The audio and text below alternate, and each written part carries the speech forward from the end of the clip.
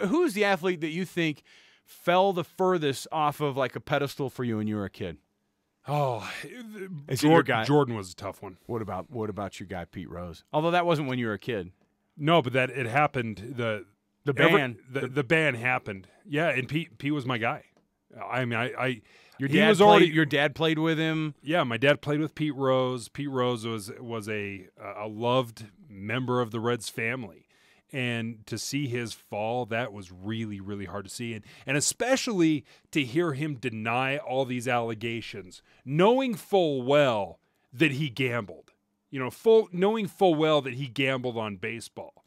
But never on my team. Never on my team. Yeah, but never on my team. Sure. Well, but this was the thing is here's a guy that was always just one of the great ambassadors of the game. And we're a huge baseball family, and we love Pete Rose. And to see him get up in front of all the cameras and basically just be lying through his teeth over and over again. And there was a lot of people that were like, I totally believe you, Pete. Well, unfortunately, the Noriega family had a little bit of inside information to who Pete was. Yeah. And that Pete struggled with gambling. And we know that gambling is a disease. And we know that Pete suffered from that disease from really most of his life, definitely from the 60s all through the 70s, 80s, and he still continues to gamble today.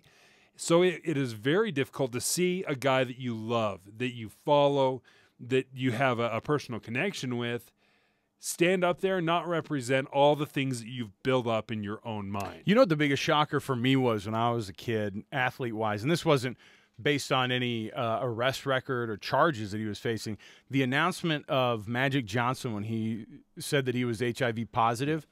I remember, one, because of the AIDS epidemic that was going on in the 90s at that point was so huge. Even me as a 12, 13, 14-year-old, I can't remember when it was, I looked at that. 1990.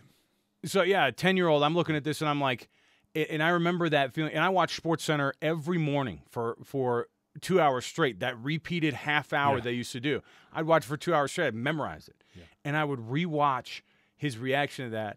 And I remember getting like chills going, this guy's HIV positive?